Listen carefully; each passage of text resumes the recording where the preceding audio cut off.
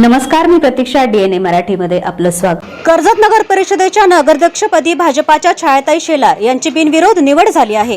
या निवडणुकीमध्ये भाजपाच्या 9 नगरसेवकांसोबत राष्ट्रवादी काँग्रेस शरद पवार गटाच्या 4 नगरसेवकांचाही समावेश आहे. 4 नगरसेवकांनी शेलार यांना उमेदवारीला पाठिंबा दिलाय.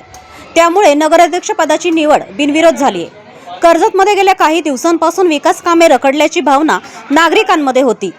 या पार्श्वभूमीवर विकासाला गती देण्यासाठी सभापती राम शिंदे आणि आमदार रोहित पवार यांनी एकत्रित सहकार्याची भूमिका घेतल्याची चर्चा राजकीय वर्तुळात सुरू आहे. या नव्या राजकीय समीकरणामुळे कर्जत नगर परिषदेमध्ये भाजप आणि राष्ट्रवादी काँग्रेस शरद पवार गट एकत्र सत्तेत आले आहेत. रखडलेली विकास कामे पूर्ण करण्यासाठी ही संधी असल्याचे नवनिर्वाचित नगराध्यक्ष छायाताई शेलार यांनी सांगितलं. नमस्कार. आज मी कर्जतच्या नगराध्यक्ष पदाचं जबाबदारी स्वीकारताना माझ्या मनामध्ये आनंदापेक्षा कर्जतच्या जनतेची निष्ठेची भावना आहे. त्यांचं सेवा करण्याची ही माझी निष्ठा असणार आहे. आज संत गोदड महाराजांच्या कृपा आशीर्वादाने आणि आपले विधानसभेचे सभापती आदरणीय आमचे खंबीर नेतृत्व आणि पाठबळ देणारे आदरणीय विधानसभेचे सभापती रामजी शिंदे साहेब यांच्या नेतृत्वाखाली आम्ही सर्व नगरसेवक नगरसेविका त्याचप्रमाणे राष्ट्रवादी पक्षाचे नगरसेवक नगरसेविका यांच्या पाठबळामुळे मी आज बिनविरोध नगराध्यक्षाची भूमिका पार पाडली आहे, निवड झाली आहे.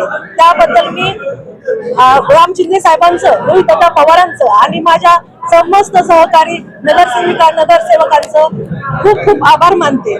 आणि इथून पुढे मी जनतेशी प्रामाणिक राहील. कर्जतच्या जनतेची सेवा करण्याची मला संधी दिली याबद्दल मी, माझे पती आदरणीय सुनीलजी शेलार आणि मी दोघं मिळून आम्ही या संधीचं सोनं करू निश्चितच ही ग्वाही देते आणि थांबते. माजी नगराध्यक्ष नामदेव देवा राऊत यांनीही विकासासाठी हा निर्णय घेण्यात आल्याचं सांगितलंय.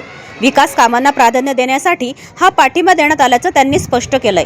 कर्जतमधील या नव्या राजकीय समीकरणाची जिल्हाभर चर्चा सुरू असून विकासाच्या मुद्द्यावर राम शिंदे आणि रोहित पवार यांची जुळलेली ही साथ आगामी राजकारणामध्ये किती परिणामकारक ठरते याकडे आता सर्वांचं लक्ष लागून आहे.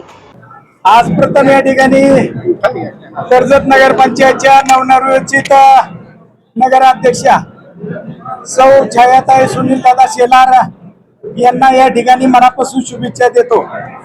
खऱ्या अर्थानं मागील 11 महिन्यापासून कर्जत शहरातील जो गलतान कारभार होता त्या गलतान कारभाराला कुठेतरी जनता कंटाळली होती. म्हणून खऱ्या अर्थाने अनेकांच्या मनामध्ये प्रश्न पडला होता की भारतीय जनता पार्टी आणि राष्ट्रवादी काँग्रेस शरद पवार गट हे या ठिकाणी कोणत्या माध्यमातून एक आलेत. खऱ्या अर्थानं कर्जत शहराचा विकास, कर्जत शहराच्या जनतेवरती मागील 11 महिन्यापासून होत असणाऱ्या घंटागाडी असन, पाणी असन, लाईट असन, स्वच्छता असन, या सर्व बाबीला जनता कंटाळली होती.